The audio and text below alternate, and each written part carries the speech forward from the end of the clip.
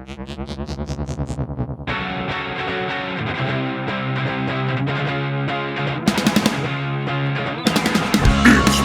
Collectors Club with Bryce, Michael, and Riley. I know a story of high strangeness or two. Let's do this. Hey everybody, and welcome to another episode of Bigfoot Collectors Club. I'm your host, Michael McMillan. With me always is your other host, Bryce Johnson. And our ultra-terrestrial producer, Riley Bray. Hello, boys. Hi. Hey. Oh, halfway through September, creeping up on the Halloween season. I really dropped the melody at the end of that, but you know, it's all right. It's first draft. It's free. Yeah. Well, you must be very more conscious of yourself like me now that we're on YouTube. So, you know, we're very exposed now. So Yeah, That's judging true. from the from the work I put into my looks, I'm feeling very self-conscious. I do have my Chiefs shirt on though, so I'm Nice. excited because football season. As of this recording, Chiefs are kicking off the NFL season tomorrow night. So, guys, I'm gonna get excited again. Yeah, I know. I'm excited for fall too, man. I can't wait for it. We just got to beat one more freaking heat wave. Oh man, it's coming. And it's coming. My son told me that it was from a dying star. Like this heat wave particular is from a dying star. I was like, God, where'd you get that? Is that possible? Or is it just a solar flare? Like, I mean, is there any? I looked it up. Like, is there any science on that, Riley? Science on heat wave. Definitely not from another star. Is this like the time that your son told you that Super Mario Brothers the movie was only playing one day in the movie theater, and so he could get you to take him?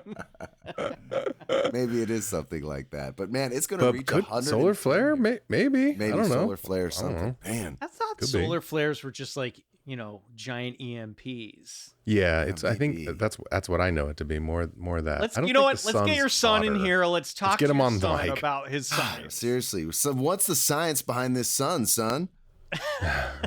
Sun science. Speaking of the fall, I'm very excited because you know what? We couldn't leave you without something to wear before October comes around. So guess what, everybody? Over on our TeePublic shop, we have a new shirt for you. It's sort of a new shirt. It's our logo by Ryan Smallman, the cover art that you see on the podcast. You can now get that in t-shirt form, and it is new because it's a slightly different design than what we had over on our old shop. So All right. Cool. go to tpublic.com. For whatever reason, I couldn't get a clean website description for this one, so you do have to just go to TeePublic and search Bigfoot Collectors Club, and it'll pop up. For some reason, Nice. / Bigfoot Collectors Club is not happening on this one. Yeah. No, Also, some of those there's URLs are tricky. We're There's- doing our best.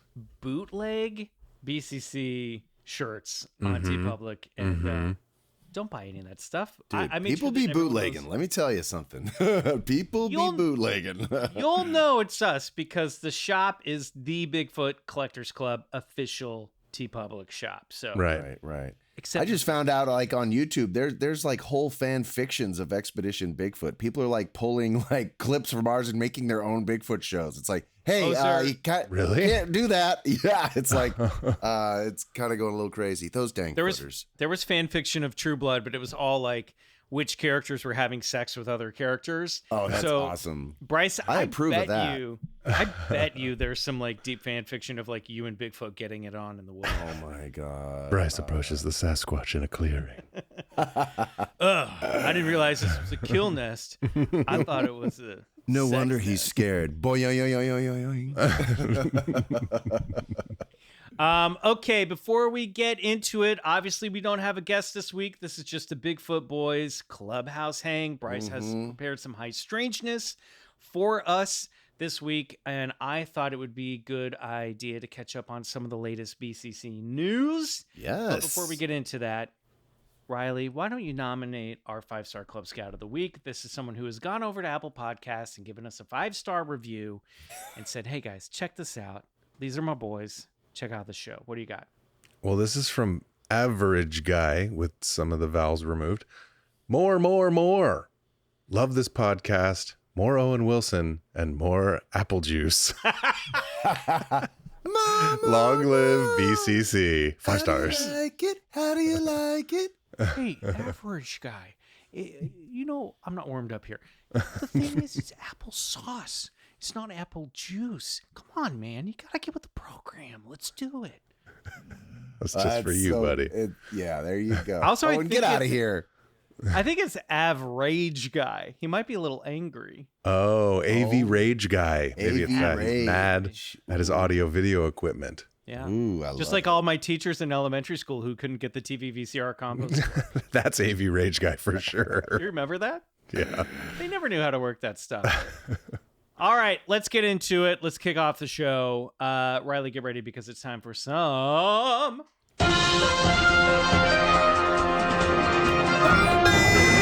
BCC News. Very nice. So there is a very cool book that is coming out or has come out by the time this is dropping by this guy, a philosophy professor named Jeffrey J. Cripple.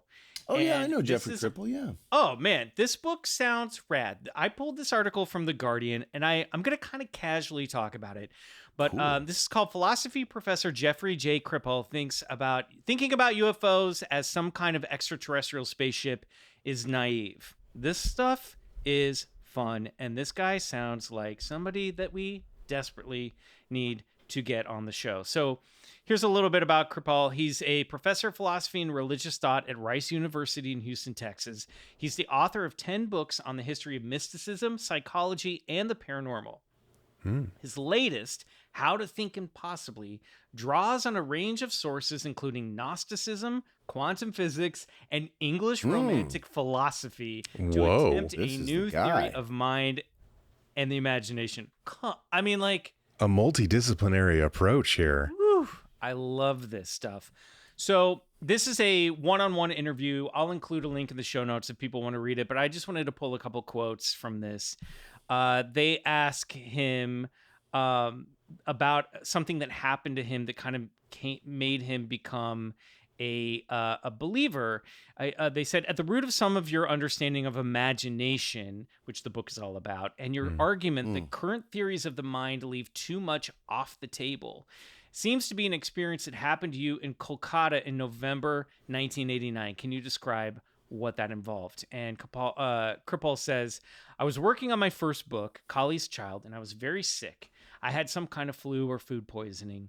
I went to bed and I woke up, but my body didn't wake up.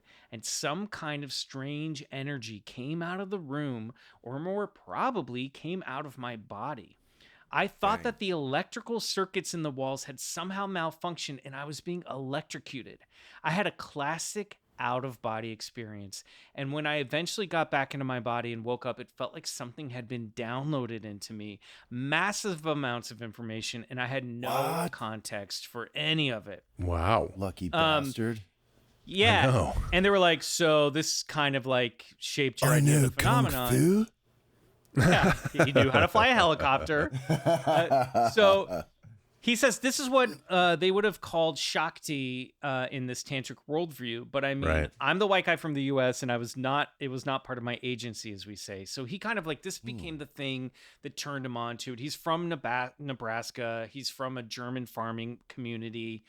And he just goes on to talk about how he thinks that like imagination is sort of the key to unlocking our views of reality, pushing past I love that. like I the like it, yeah. mental, like the physical and mental structural blocks of how we perceive this reality. Yes. And another cool thing is he talks about, I'm going to grab that was an this, Einstein quote. Imagination is more important than knowledge. So he says about UFOs that basically he's like, yeah, this idea that I'm not quoting here, I'm paraphrasing. He says, I think the normal way of thinking about a UFO as some kind of extraterrestrial spaceship is naive. I think something's going on that is much more related to our spiritual histories in ways that we don't understand.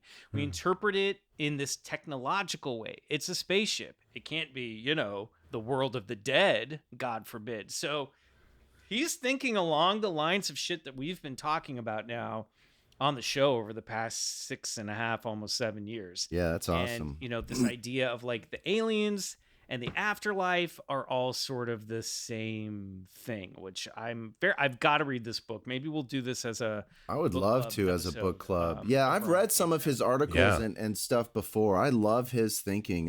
You know, I think he did a blurb in Joshua Cutchin's new book, Ecology of Souls. So, you know, he's been hanging around a good group of thinkers for the longest time. I love Jeffrey Kripal. He's a good Yeah, I'm thinker, not sure how to man. pronounce it. Yeah, but I think that's the approach, right? I think a multidisciplinary approach to this subject matter is the best way to get into it. You know, you're gonna need to. You can't just like Yep. scrape the frosting off the cupcake and hope to find the alien. It ain't gonna work like that, you know.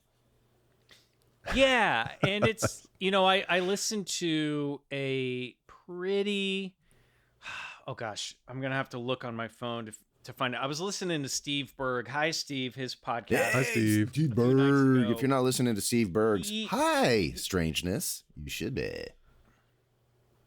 So he had this author on, this ufologist on, who basically gave like this really, it was inspiring but also depressing outlook about how like right now the world of ufology and how we're all excited about like disclosure and tic tacs and like if you stop and really think about it, it's a very bleak outlook on the subject because it's all wrapped up in the industrial military complex and like Pentagon budgets, and we're kind of losing sight of the high strangeness aspect of I'm really paraphrasing here.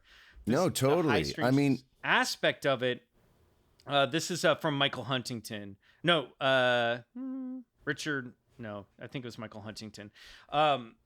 Forgive me if I'm misquoting the wrong episode, Steve. It was a great episode. Just listen to all the episodes. But I love this idea of like, let's get back into thinking about these things as not like UAPs, these aerial threats.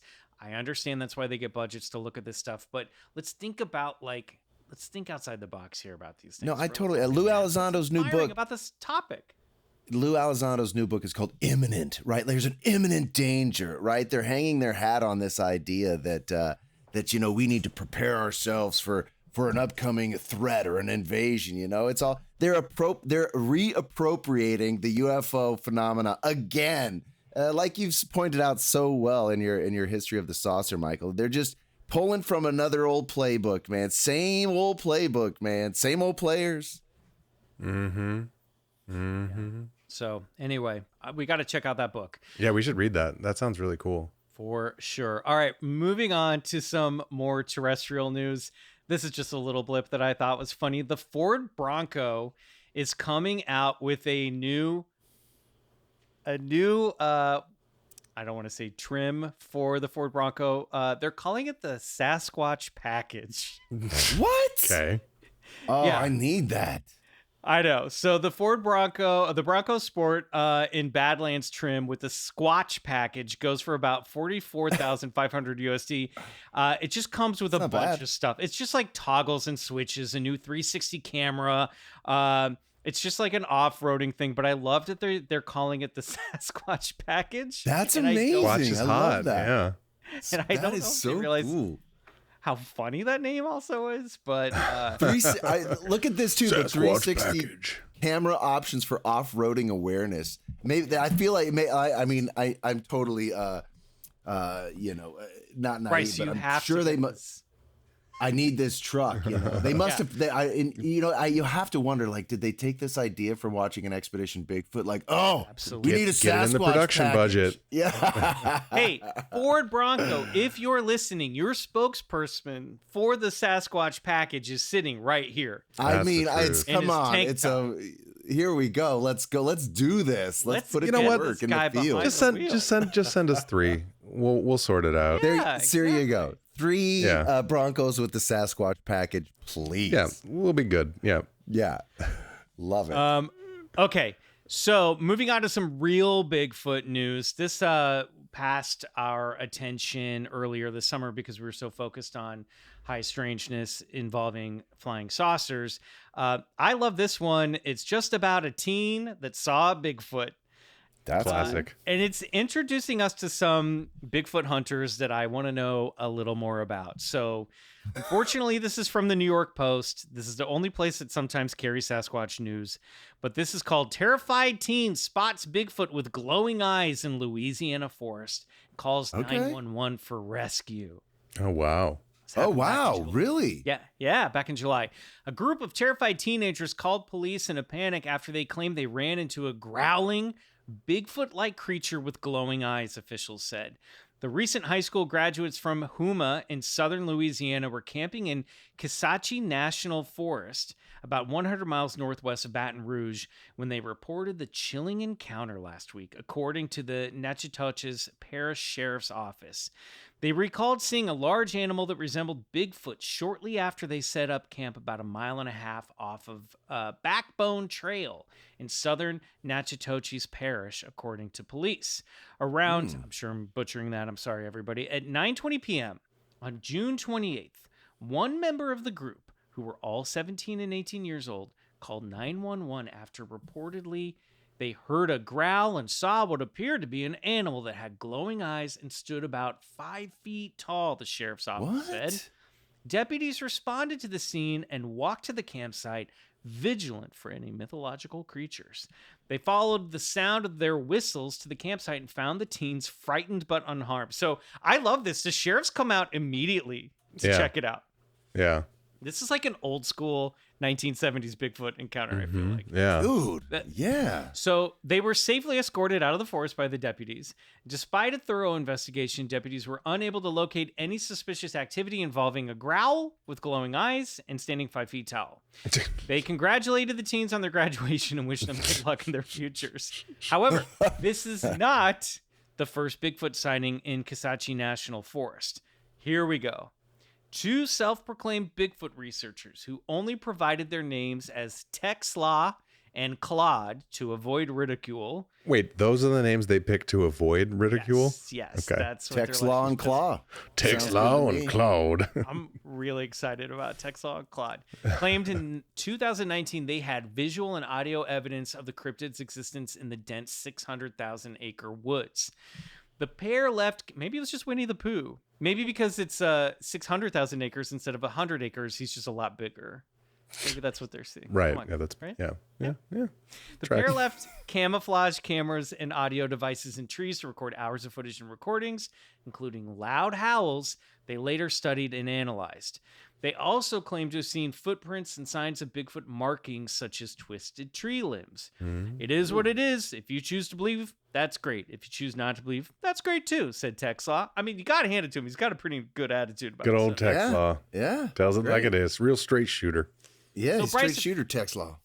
Have you ever heard of this area having Bigfoot activity? Kisatchie National Forest. It's like north. It's down in Louisiana. So we're getting into like Louisiana. Yeah, it's all that southeastern from the Florida to the Everglades, the swamps. That's all skunk ape territory. All of it. Yes. So, okay. Yes. Yeah, I was gonna say this is sort of between the folk monster and skunk ape here.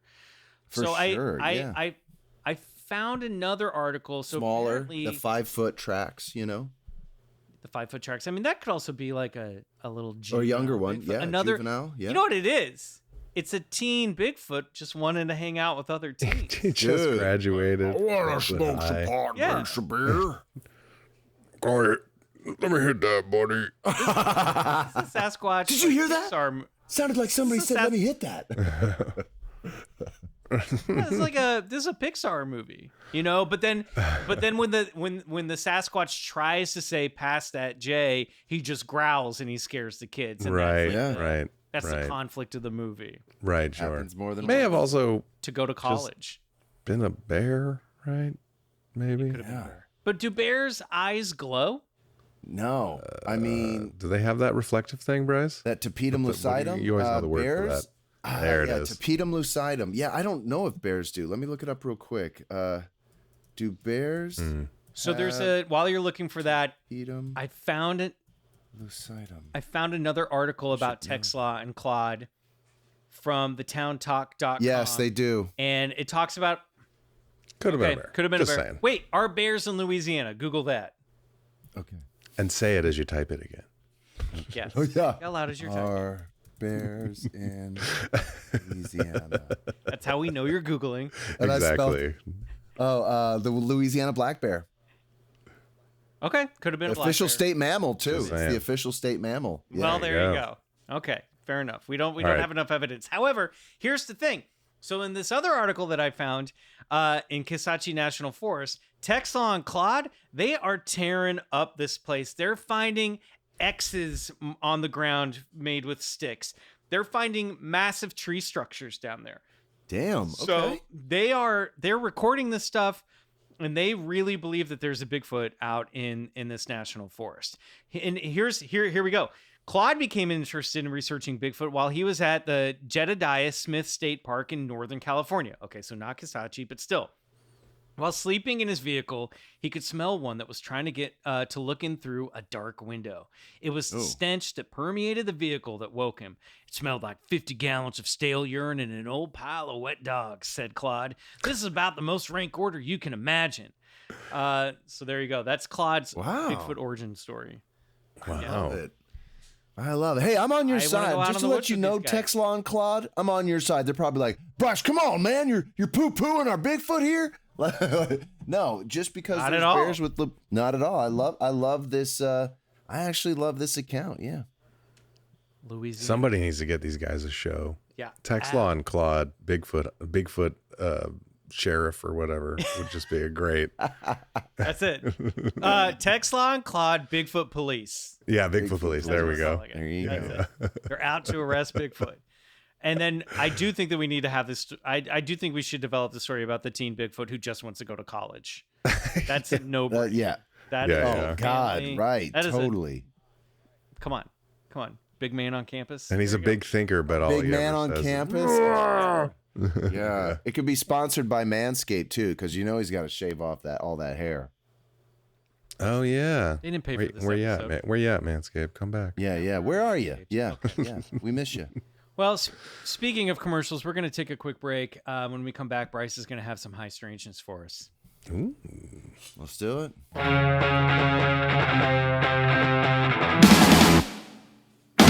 Okay, everybody. It's time for High Strangeness and the return of Bryce O. Johnson. It's been a minute. Now, Bryce, before we recorded, you said that this topic is so big that it might have to spill into another episode. So this could potentially be a part one of something. Guys, I feel like this could be a two-parter. Yeah.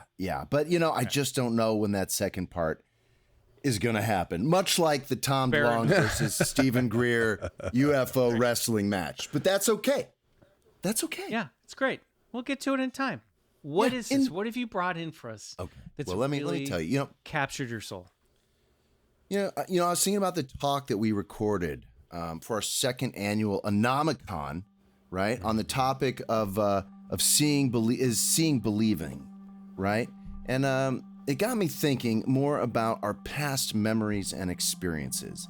Now, I know that we've all seen and experienced some crazy shit. There's no doubt. Not only as individuals, but as a collective species as well. And the thought occurred to me, can I trust my memory? Is my memory complete? How accurate is my memory and experiences? And most importantly, where are all these memories and experiences stored? For the majority of us, we were largely brought up to believe that our memories are stored where? My brains. Yes, right inside of our brains. The idea that memories are stored inside the brain is known as the trace theory of memory. But have you ever really thought about how something like that actually might work? Exactly where inside of our brains are our memories and experiences I know. supposedly It's stored? in the little Exactly. squiggles in the pinky stuff. Yeah, the foldy bits. Yeah, well, you might be right, Applesauce. And exactly how I are they just stored? take some and I Well, stuff it in scientists have through been- my ear, and then I know where to find it later. Well, that sounds like a lot of these scientists who are looking for it as well, because they've been trying to solve those same questions for centuries now and have come up with some pretty interesting, albeit confusing, and sometimes even silly answers. to help further this idea that the brain is solely responsible for not only storing all of our memories and experiences, but the shadowy existence of the mind and even our consciousness as well, all products of the brain. That's what they would have you believe. Aristotle was one of the first philosophers to toy around with this idea of trace memory by proposing that our memories and experiences made impressions like those left on a soft wax, and that our memories, even experiences themselves, were somehow sealed somewhere onto our brains, like on the grooves of a vinyl record that could be later played either on a gramophone or your brainophone. Very fun. And as technology improved, so did this trace theory of memory, which sent materialist scientists scrambling for their scalpels and microscopes to look for those places in the brain where memories could possibly be stored. Now imagine for a second that you're watching Expedition Bigfoot only to become so frustrated at Bryce's lack of evidence that you break open the back of your television set and try to look for Bigfoot yourself amongst all the TV's fragile There were a lot of electronic times when my circuitry. dad did that in the 80s. You know, he wouldn't like a certain episode of Cheers and he tried to pick a fight with Woody. Yeah. Well, Woody's not going to be found in the back of his television set, unfortunately. But this is how scientists still basically perceive the brain. Now imagine for a second that your brain is like a television set. When working properly, it can display all types of beautiful imagery.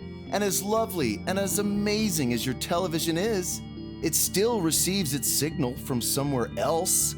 Left on its own, it's just a bunch of condensers and transistors packaged nicely into Earth's best materials. Now, when it receives its signal, it's a whole other story. Voila! The television set comes to life.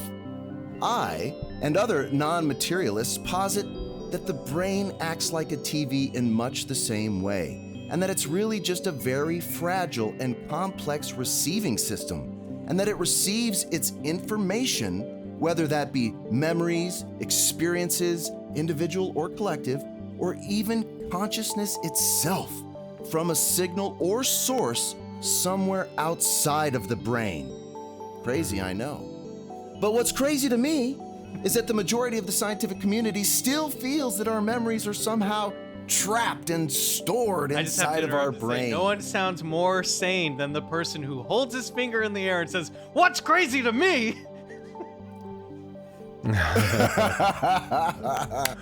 Well, I know all this stuff is crazy. I see the irony here. I'll hit that again. What's crazy to me, though, is that the majority of the scientific community still feels that our memories are somehow stored in our brains. In fact, one scientist, a Dr. K.S. Lashley, spent his whole career looking for these stored memories in the brain in a series of experiments he performed throughout his career. He started with the hypothesis that if memory traces did indeed exist within the brain, then it should be possible for him to locate them. The idea was to cut out portions of the brain and identify the bits of memory that disappeared. Now, I should mention here that proponents of the trace theory of memory found that when portions of the brain were cut out or removed, whether deliberately or non-deliberately, sections of memory seemed to go along with it, which seemed to confirm their idea that certain sections of the brain contained certain memories and experiences. But needless to say, there were problems with this theory. Michael. Now I'm in Bryce's class. So they're taking bits of brains out of live people? Cadavers, probably. But then animals, how would they and know even the human memory's cadavers, and well, they're looking for this grooved pattern under microscopes of where the memory could lay. You know, I don't know the intricacies. I of the just need to details know of how if the these people were experiment was alive. performed. I was also under Like a that lobotomy. impression. Yeah, that they're like, "Do you remember your mother now?" No. These are bodies and brains donated to science. I would imagine. I would think that he wasn't But doing how his would someone experiment on confirm? live Like, bodies. I feel Anyway, like they'd be like, "I don't remember this anymore." Right. You know, that's Yeah. a great question, Michael, and I can't answer that. I really Part don't two. know how the Part actual two, we'll get science into. behind how he was looking for It's actually called synapsis fluctuation, and it is what he was looking for in brain tissue. But anyway, I want to go back to the television analogy, right? If I cut out a bunch of wires and a transistor or two from the back of your television set, do you think Expedition Bigfoot or any other thing is going to come through properly? Probably not. Well, Right. Dr. Lashley just kept looking and looking until he found himself completely frustrated by his area of research. From an article he published, In Search of the Engram, E-N-G-R-A-M, engram meaning memory trace, Lashley summarized the work as follows. Oh, I'm sorry. Michael, that's you. I was quick googsing along with you. Wow, how the tables Oh. have I wasn't told I had a part in Wow. Wow. Michael, you are going to play the part of a Okay, frustrated where's he from? scientist. Dr. Okay, where's he from? Lashley. Okay, He could be he's from wherever Kansas. you want him from. It's not Okay. possible to demonstrate the isolated localization of the memory trace anywhere within the nervous system. Limited regions may be essential for learning or retention of a particular activity, but within such regions, the parts are functionally equivalent. In other words, it's not so much where in the brain things are located, but how healthy and functioning the brain is as a whole in order to be effectively do its job. And surprisingly, you guys will love this, turns out you don't need much of your brains at all. A patient cut by 'em the out. name, yeah, a patient by the name of Sharon Scroden had a huge cavity at the center of her brain due to hypocephalus, or water on the brain, yet she managed to maintain a normal and successful school career. Okay. Using what's known as a PET scan, or positron emission tomography, doctors were able to reveal that activities that had normally taken place in the center of the brain were now, somehow surprisingly, taking place on the peripheries of her brain due to the fact that Sharon's center brain was filled with water. So this showed that the brain activities are not necessarily linked to specific areas of the brain. Well, as doctors and scientists began to question their own data on their beloved trace theory of memory, it must have felt as though they needed a miracle, or at least a Hail Mary, or abandon their idea that the brain was responsible for storing anything at all. But that's when they came up with the idea of the holographic Hell theory yeah, of memory, let's go. which is just Cool. basically a modification of the trace theory memory that suggested there are indeed memory traces, but they're spread all over the brain. So that even if you cut out bits of your own brain, it still won't matter because all the memories are localized Might matter everywhere. a little bit. Yes, don't cut out bits of your own brain. But so basically they're doing Marvel Quanta, you know? They're like, which I don't know, kind of seems like a last-ditch effort on the part of the materialist scientists, because holograms work on the principle of laser light waves and interference patterns stored on photographic film. And basically, the brain has neither of these in its anatomy or setup. And furthermore, it also made this new theory damn near impossible to test. So, once again, materialist scientists were happy. I mean, I think that the holographic part was just sort of an analogy. But what's interesting is that makes me think of like when you're bit torrenting a file, like the file is broken up into lots of little pieces and it's stored on all different servers. And it's like we build our technology based on these sort of natural structures. I mean, to me, that makes a lot of sense that it would be memory is stored in like sort of little bits all interconnected all over. But continue, please. Sorry. Yeah, no, absolutely. But the debate continues, as Riley points out, especially among scientists like Dr. Rupert Sheldrake, who noticed these incongruencies and developed a theory of his own. A theory which he thinks better fits the scenarios that seems to be presenting themselves. A theory that made sense along with the TV analogy. Sheldrake posited that our brains are essentially a signal receiving system. And while you can still take out bits and pieces and still have it function properly, the question remains the same. Where is the signal coming from? And who's sending it? Well, perhaps the answer can be found in fields.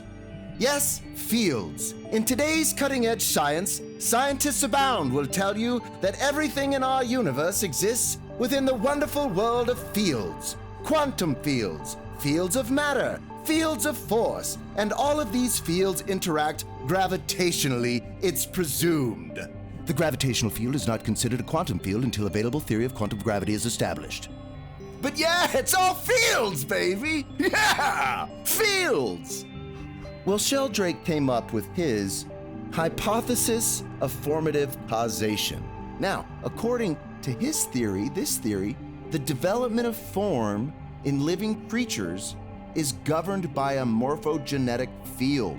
Morph from the Greek to form or shape, genetic from the Greek genesis, meaning origin. So to literally form its origin. This theory posits that a kind of biological field that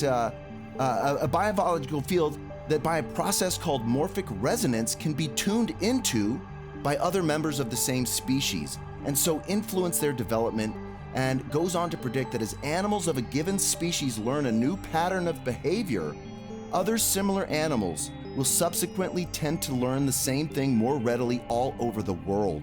The more an organism learns a certain skill, including something even as complex as evolutionary adaptation, the easier it should become for other organisms of similar ilk to do the same thing. In other words, they're picking up on a field of pattern. The information is not encoded in their brain, it's not encoded in their ribonucleic acid, it's in a field. And through their energy and vibration, and by tuning into this morphic field, this field, they have access to not only information about their species, but about behavior and lessons. Well, I'm getting ahead of myself. But this is like similar to this idea, like when you like have a new idea, someone else will immediately or simultaneously have that same new idea, like things being invented at the same time by people in different places in the world, because it's like once the idea exists, it's projected out. That's what you're saying? Yeah, in a sense, absolutely. And I'll just finish the rest, and then we can explore this. Now, I think his theory certainly helps explain the conundrum of where our memory and experiences are stored, but not just memory, evolutionary habits, traits, patterns as well. Because as Sheldrake proposed, that if organisms enter into a morphic resonance with previous organisms of the same species on the basis of similarity, then the thing that an organism resembles the most is its past self. Sheldrake tells us, Yes, Sheldrake? Although it is obvious that the development of individual living things is not governed simply by their own forms in the past, we nevertheless have the fascinating possibility that organisms may be subject to morphic resonance from their own past states. Memory may consist of a kind of tuning into past states of our own organism through the process of morphic resonance, so that the past is, as it were, continuously present to us. wow, the implications of that mean that we have continual access to the hard-won knowledge of our ancestors right here in the present moment. Maybe this can help explain all the crazy phenomena which we have no explanation for, like telepathy and past life memories and mediumship, because our brain is just this giant globule of electrical chemical energy mass that is not only constantly receiving information from God only knows where, but is continuously scanning for and tuning into the channels, frequencies, and dimensions for new information about ourselves, not only from our past, but from our future selves as well. So our brains, All right. when we're remembering something, our brains are time traveling. And when we're having a psychic premonition, Yes. our brains, although they're still in our bodies, is time traveling to the future. Michael, I couldn't have said it better I myself. just wanted to make sure I follow that last part. Yeah. And Riley, I think you touched on this when we were talking about Seeing Believing, because we were talking about how my memory of that yellow-eyed demon seemed to be distorted now, or was it, or like as I continually explore that memory, you know, I started to wonder about it. And then you pointed out that, yeah, that memory is gone. It doesn't live there. It's in the present moment as a new living thing, you know? Right. Yeah. I mean, yeah. I don't mean to put, I think that's really something like you said. Yeah. No, it is. Yeah. Yeah. And, you know, I think that, you know, what I was talking about too is that memory is sort of this process of like repeated storytelling, and like the memory changes each time. It's, you know, it's like subtly degrades. It's like a Xerox. And then new details get added in. So every time you kind of before, like, oh, it was raining that day. Yeah. Or removed. Yeah. Glossed over. Yeah. Wow. Bryce, how do you think this all plays into like the different types of memory? Like short-term memory versus long-term memory. Question. And also things like ability, like muscle memory, like learning to play an instrument. Totally. Great question. So I think the muscles, so this was basically a hypothesis formulated for long-term memory and evolutionary habits, as opposed to like short-term memory, which he felt that the brain didn't need to really get in a DeLorean for that one. Like it remembering just happened a few minutes ago. Yeah, you didn't. Right. Yeah, exactly. It's like you know, if you're trying to remember an old telephone number, you don't need to like, you know, access the memory of your ancestors to do that. You know what I mean? But if you're in a no one knows their phone numbers anymore. You got to go to the before times. You call a Great grandmother. Yeah. But let's say like in a dire. What's the number to Domino's? But you know, people always talk about this Akashic record, all this information that's available, and I think this theory sort of goes along to that, you know. And it's like I was saying, I just want to say, like, you know, let's say you're in like a dire situation or a novel situation, you know, that access to that hard-won knowledge, maybe from your ancestors, is going to be there, you know, for you to make a decision on, you know. And I think that's what sometimes maybe a synchronicity could be, or like a déjà vu, like you're getting information in real time from somewhere that you're on the right place or track. This does fit a model of like the fifth dimension, where the fifth dimension exists out of space-time, and if you're in that dimension, you can basically access anything from the beginning to the end of the universe, because it's kind of like you sitting outside of a book. You hold the entire story in your hands. All you need to do is flip to a page for it, you know, to access it. So I guess in the way that we sort of look back on the past, you know, so I guess there's sort of like the cool idea of like, somebody printing is this Bryce? Are you printing your ancestors morphogenetically quantum printing manifesto that you're printing out? No, that's my wife printing my daughter's homework, which she knows that's all right. Come on. You're raising a family. Your son's a scientist. In a minute. You're both scientists, and your daughter's got to turn into paper. I'm just saying, like, there is a sort of like idea of like, if the fifth dimension exists out of all time space, then there's a way to access all the information of everything that ever was and everything that ever will be, because you're outside of linear time. So maybe your brain is tapping into the fifth dimension. I don't know. What I did want to say was I did a quick Googs, and Dr. Carl Lashley did experiment on live brains, but they were rat brains. Boy. Oh my God. Typically while studying their ability to navigate mazes to investigate how different brain areas contribute to memory and learning functions, he did not operate on live human brains. I just wanted to answer that question for us before we move on. Great. Whoa. Great. But man, what a nightmare for that rat. You like solve a maze, you go to sleep, you wake up, and you're Where like, am I I? don't know this place. I gotta get in my mind. Truly, I gotta get my mind DeLorean and get back to yesterday when I knew space. My God. I mean, I think this is a really interesting idea, Bryce, and it sounds like it applies more to things like instinct and sort of like base level kind of things, because it's like, I don't have access to your memories of your life. You know what I mean? No matter how much I want. Or are you saying potentially I do? Well, what I'm saying is, no, you probably don't have access to my memories. I haven't thought too much about that. But what he's sort of implying is that this goes way beyond just memory. That the morphogenetic field sort of gives information to everything, even at the cellular level. You know what I mean? In other words, it's just an alternative theory to this idea that all the information is stored in the DNA molecule, which scientists think they is. And there's still a good case to be made for that the blueprints of our human species is embedded within every molecule that is in our body, But what Dr. Sheldrake is sort of pointing out here is that perhaps there is another way that our species receives its information about not only about how to evolve, but how to grow limbs, how to grow lungs, all that material that is from the needed for survival. You download it from the time cloud. Is basically downloaded. Yeah, There's also, that's basically it.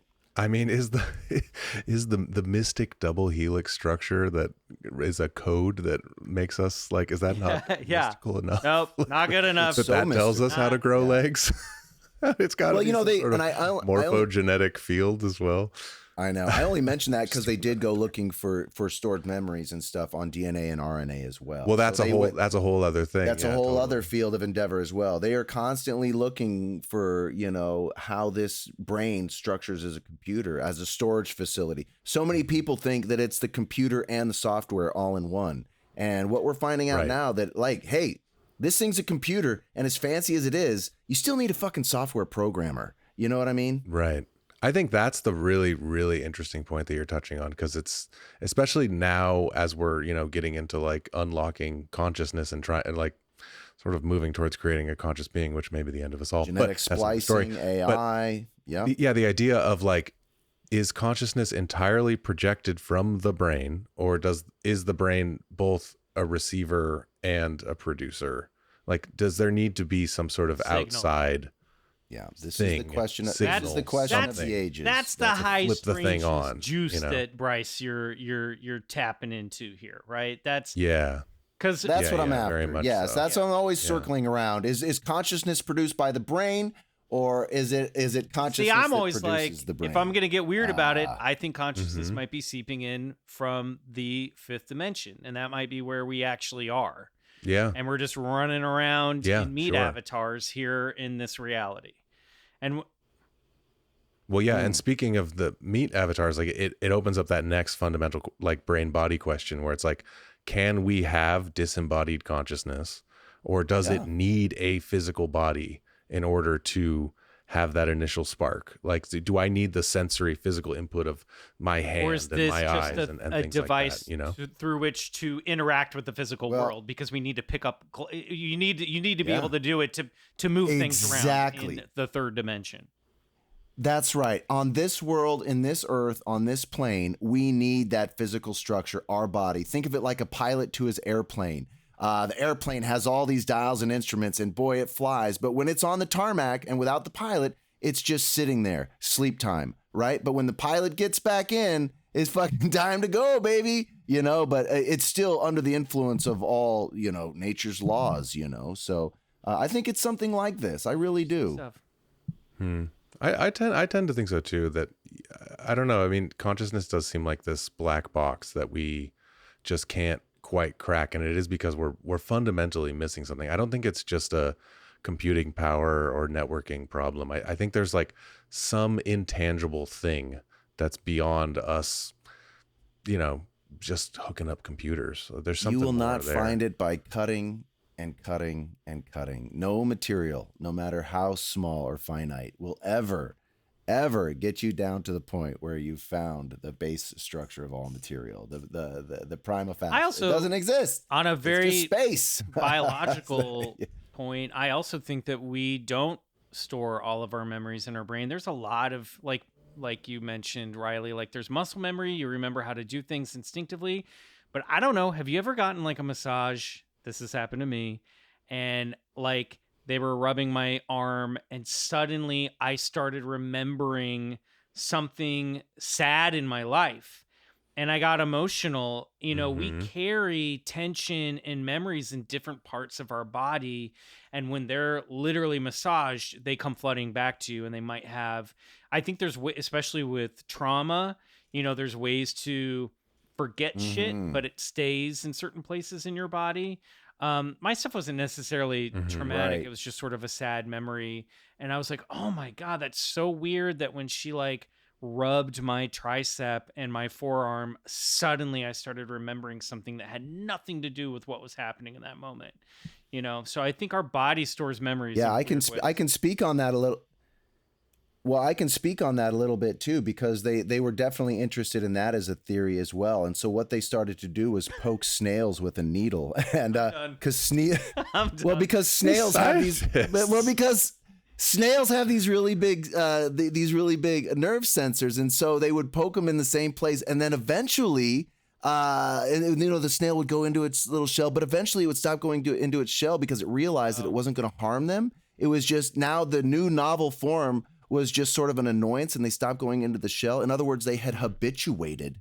They had found that this new source did not expose them to a danger, and so it wasn't there anymore. In other words, if she kept touching there later and later, I doubt that memory would keep coming back. You know what I mean? It's just something that got triggered. Interesting. I remember I had to get, I didn't have to, but I chose to get acupuncture when I had really bad tendonitis in my wrists. And I did. And my acupuncturist mentioned it at the time too. She's like, you may feel like floods of things when you hit different points. And it was like, it totally worked. My tendonitis went away. Yeah, was incredible. There's that too. Yeah. But she'd kind of like feel along and be like, is that the spot? Is that the spot? And then like touch the thing. It was like, oh yeah, that's the spot. And then, you know, you'd put the pin in and you could like feel these release. I mean, it's many thousands of years old, these ideas about so these energy maps in the bodies and stuff. I know. It's like we're just these sensory machines. We're just here as these sensory machines to experience this earth, to live and to learn, and then to Meat bots. Great work, Bryce. I look forward to see where this goes. I like it. We'll check back in at some point in the future, I'm sure. Let's take a quick break. When we come back, it'll be time for Collector's Corner.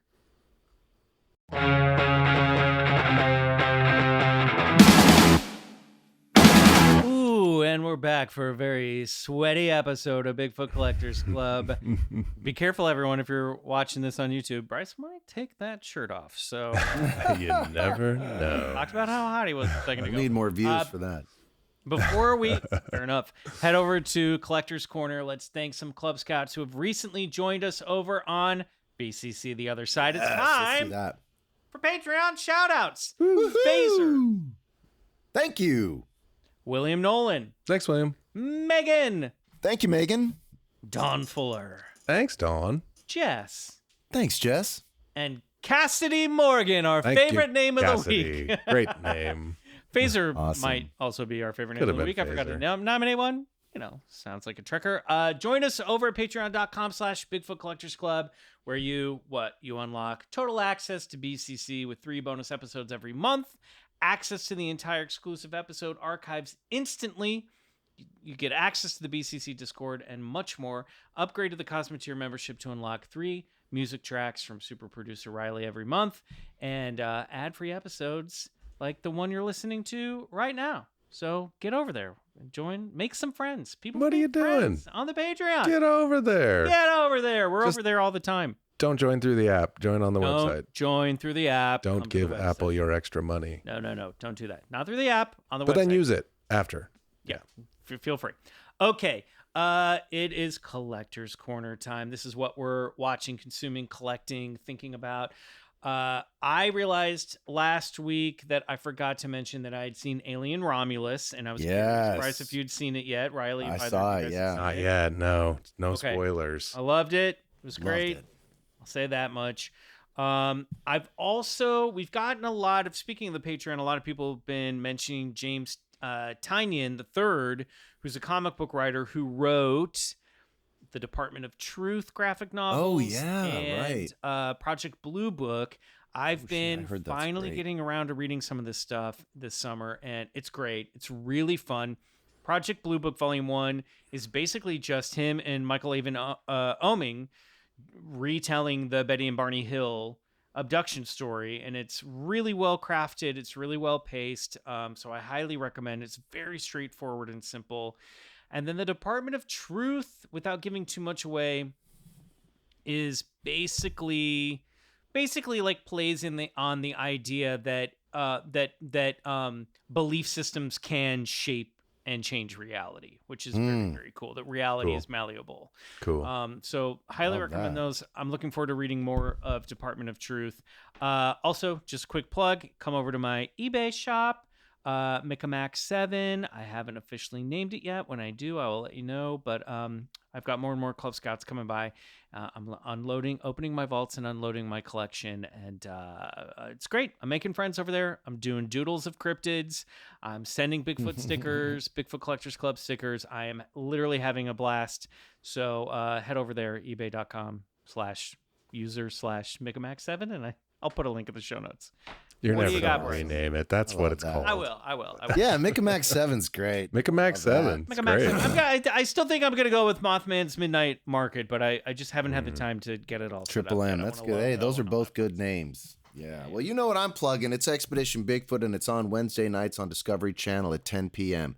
Check your local listings and guides. And hey, if you're streaming and looking for it on Discovery Plus, it's coming your way. Hang tight and stream on Max too. It should be here any day now. So, So this is the looking forward. 18th of September, so that should be coming up pretty soon, I think. Oh yeah, you guys will be getting it in no time at all. So hang in there, and thank you for watching.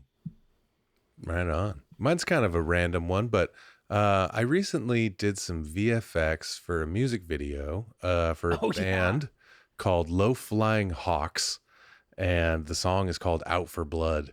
And it's this cool music video that's directed by a friend of mine, and she asked me to do some VFX for it, and I created these sort of music adaptive effects, and the whole thing is it's this woman, and she's running from an unseen thing, and you kind of wonder maybe is the thing within her, and to try to convey that using like really old school effects like color delays and saturations and things like that, and some static. Oh my God. It was a really fun project. I think it's a really cool video. Also, the song like slaps. I saw some of it. It was rad. It's You showed really me it's some of it. it's really cool. it's really cool. I really enjoyed it. The song's kind of like this like stoner doom metal thing. It's killer band, killer track.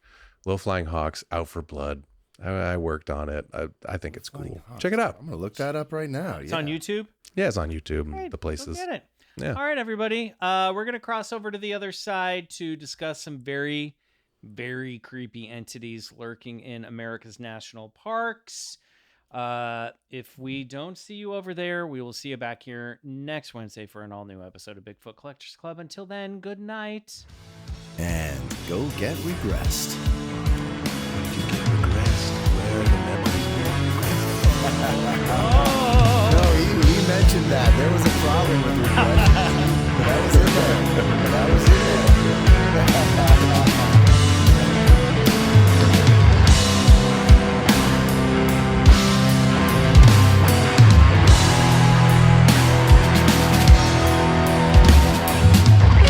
Bigfoot Collectors Club is executive produced by Michael McMillan, Riley Bray, and Bryce Johnson. Our show is engineered, produced, and scored by Riley Bray. Our theme song, Come Alone, is by Suneaters. Follow them on Spotify. Want more BCC? For exclusive full-length episodes every month and total access to the other side, check out patreon.com/BigfootCollectorsClub.